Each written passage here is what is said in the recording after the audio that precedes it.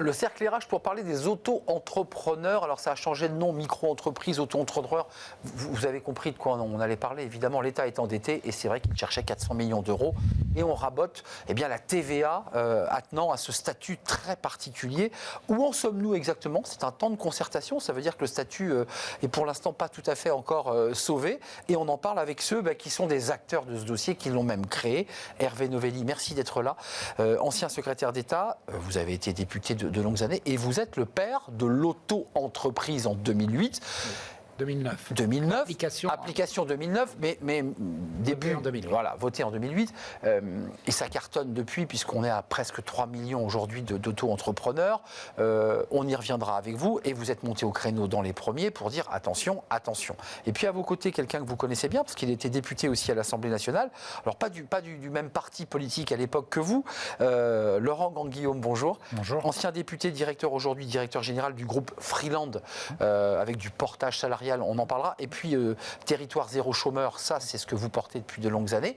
Et 2013, pour bien situer le débat, vous avez été le médiateur, et on va rentrer tout de suite dans le vif du sujet, entre les artisans qui disaient on ne peut pas créer ce statut parce qu'on va avoir une concurrence déloyale. 12 ans plus tard, 11 ans plus tard, le débat était le même. Sur les plateaux de télé, les artisans disaient c'est tant mieux, ils nous piquent notre travail et ils nous brisent des taux de TVA. Vrai ou pas vrai? Est-ce que réellement l'auto-entreprise... Mais non, parce qu'en fait, ce serait malthusien, en gros, ça voudrait dire que l'un chasse l'autre, alors qu'en réalité, il y a beaucoup d'artisans que j'ai rencontrés qui travaillent avec des auto-entrepreneurs. En prestation? Bien sûr, voire même des artisans qui utilisent pour eux-mêmes le régime d'auto-entrepreneur. Donc, je pense qu'il faut sortir des statuts qu'on oppose. C'est comme quand on oppose un salarié et un indépendant. Aujourd'hui, d'ailleurs, dans la vie, maintenant, on fait appel à différents statuts au cours de sa vie. Et on peut être les deux en même temps. Exactement. Oui, bien sûr. Hervé Novelli, ça vous a choqué le fait qu'on veuille toucher à ce taux? Alors, c'est le taux de TVA, parce que c'était ça l'enjeu, avec des seuils, puisque quand on dépasse le seuil, c'est le cas encore aujourd'hui, on paye une TVA comme si on avait une SARL, et en dessous de ce seuil, on est exonéré. Oui, ça m'a vraiment choqué, et c'est pour ça que je suis monté, comme vous l'avez dit, parmi les premiers au créneau, pour 3 raisons simples. D'abord, il faut savoir, au-delà de la TVA et des rentrées que cela serait supposé procurer, il faut savoir qu'aujourd'hui, enfin en tout cas en 2024, il y a eu 1 million d'entreprises qui se sont créées. Sur ce million d'entreprises, il y en a 700 000 qui l'ont été sous le statut d'auto-entreprise, micro-entreprise. Micro-entreprise, oui, aujourd'hui. Ça a changé de nom. Ça veut dire quoi? Ça veut dire que quand on s'attaque aux micro-entrepreneurs, parce que c'est une véritable attaque en règle, puisqu'il ne faut pas croire que ça ne sera pas sans conséquence, et je vous en dirai un mot, oui. On s'attaque à la création d'entreprises. Quel signal... Quelle était votre philosophie à l'époque? Bien sûr. Moi, je voulais simplifier la création d'entreprise. Et donc, on donne un signal terrible. La France s'attaque à ses créateurs. Voilà, c'est ça, et c'est pour ça que ça m'a indigné, et d'autant plus que, en fait, ce sont les créateurs pauvres. C'est-à-dire qu'on s'attaque non seulement aux créateurs, mais aux créateurs qui ont du mal à s'en sortir.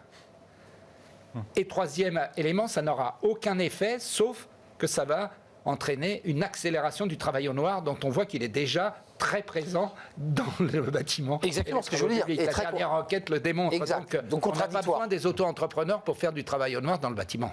C'est ça le sujet.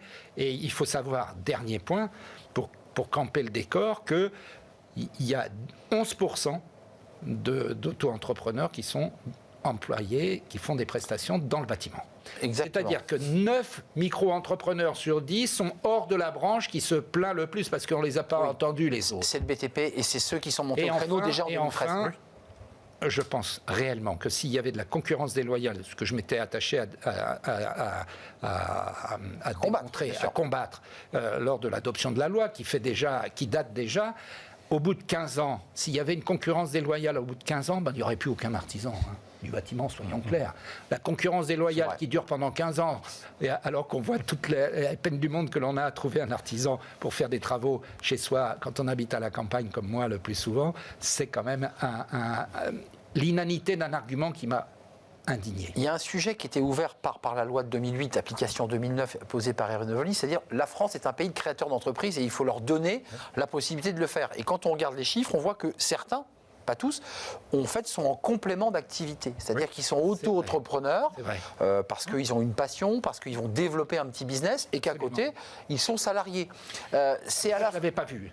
Ça, vous ne l'aviez pas anticipé. Parce que lorsque j'ai créé, c'était faciliter la création. Exact. Et puis je me suis aperçu très vite, c'est très intéressant. au bout de la première année, que en fait, il y avait un auto-entrepreneur sur deux, quasiment, qui souhaitait un complément de revenus, ce qui démontre les difficultés de notre pays en termes de pouvoir d'achat et la réalité. Et donc, un complément de revenus, c'est bien. Et au nom de quoi voudrait-on couper la moitié des auto-entrepreneurs, leur dire non, vous n'avez plus le droit parce que ça doit être fait que pour les créateurs qui se développent, comme je l'entends dire, avec une durée limitée. Créer votre boîte, créer des salariés. Non, tout ça ne résiste pas. Laurent Grandguillaume, vous avez été le médiateur à l'époque 2013, je le dis, mais est-ce qu'aujourd'hui, et peut-être que vous avez des infos, parce que je pense que vous suivez ces dossiers d'assez près, le ministre a dit on va rentrer dans une phase de concertation. Alors vous avez été ministre, c'est jamais très très bon une phase de concertation, parce qu'on a parfois une idée préconçue, puis on a passé quelques mois, puis ensuite on réforme. Est-ce que le statut est en danger ? D'abord, je pense que le pire, ce serait de ne pas décider, il faut prendre des décisions, et rapidement. Pourquoi ? Le danger, ça serait de ne rien faire. Mais le mal est fait déjà. Le mal est fait puisque le signal qui a été envoyé aux créateurs est un signal négatif. Il a été déjà intégré par ceux qui veulent créer. Donc c'est vraiment anxiogène. Déjà, je pense que le monde est suffisamment anxiogène pour en rajouter sur le plan économique où le contexte est aussi difficile. Donc le mal est fait. Donc maintenant, il faut pas faire une concertation pendant 2 ou 3 mois. En 2013... Qui se concerte ? Vous avez été concerté, vous, sur le sujet ?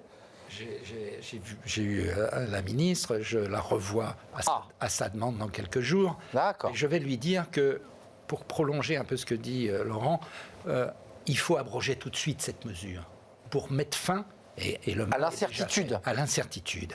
Et ensuite, si l'on veut se livrer à une véritable enquête, analyse, étude d'impact sur tel ou tel aspect de ce statut, pourquoi ne pas le faire, mais en entendant tout le monde et en ouvrant le jeu.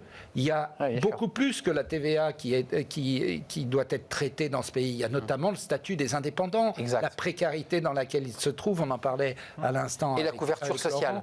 Oui, et les risques qu'ils prennent, ou avec un risque de requalification en salarié, comme l'Union européenne souhaite le faire. Donc tout cela, ça me semble beaucoup plus important que de faire rentrer 400 millions d'euros dans les caisses de l'État.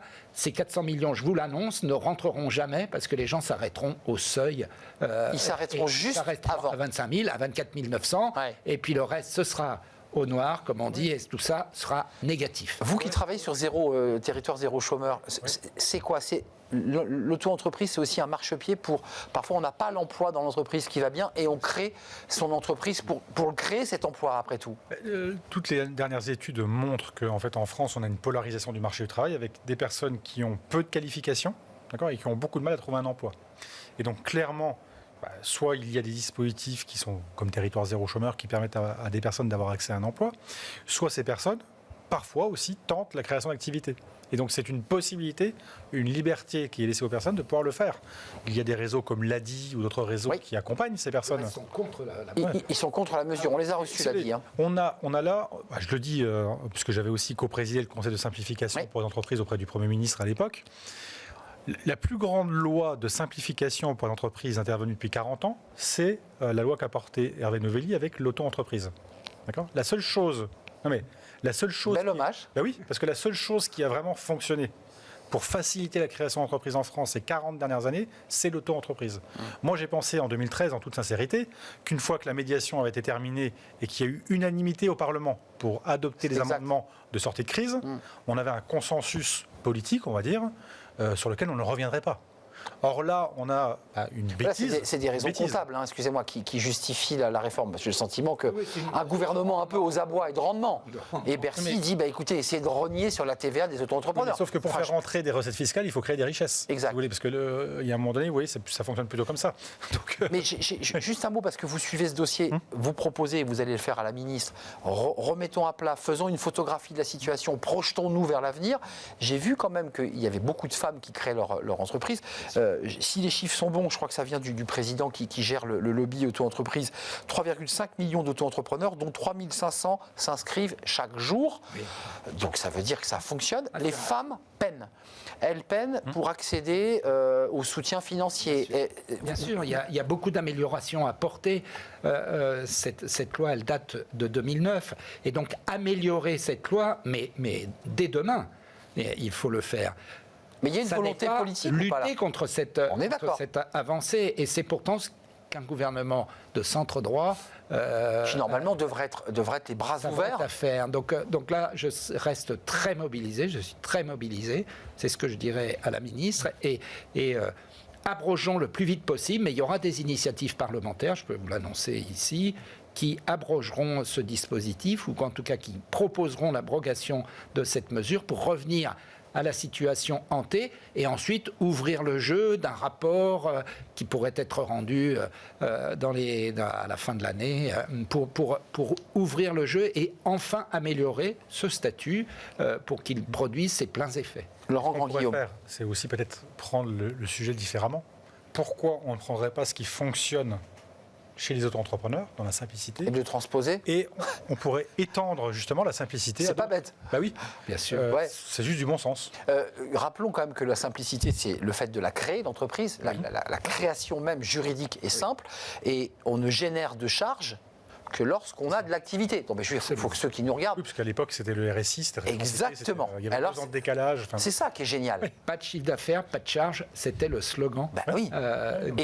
Et ça a été maintenu depuis la création en 2009 du statut. Oui, comme les plafonds de TVA, parce que les plafonds de TVA n'ont pas changé, à part la revalorisation annuelle au niveau de l'inflation, ils n'ont pas changé, ce qui prouve que c'est un élément très, très important. Et là, sans concertation, sans rien, boum, pour faire plaisir à quelques lobbies et assurer une mesure de rendement, on s'apprête à détruire ce qui a marché. Rappelons quand même, vous l'avez précisé, Hervé Novelli, que l'Europe essaie un peu de détricoter parce qu'il y a beaucoup d'entreprises qui travaillent en prestation. Alors je pense à des graphistes, je pense à des créateurs, je pense à des gens qui sont en auto-entreprise et qui ne veulent pas entrer dans l'entreprise. Il y a une forme de philosophie aussi dans certains corps de métier. Ils ne veulent pas être salariés. Bien sûr, mais c'est plus qu'une philosophie, c'est une tendance profonde, notamment chez les jeunes. La Gen Z. Moi, je suis très, très frappé de voir combien les jeunes se disent bon, salariat toute la vie, ça ne me convient pas. Moi, je préfère bosser quand j'en ai envie, pouvoir le faire, m'arrêter, passer à autre chose, revenir. Et c'est ce qu'il faut proposer, des statuts qui soient adaptés à une nouvelle génération, à une nouvelle manière d'envisager la vie et le travail.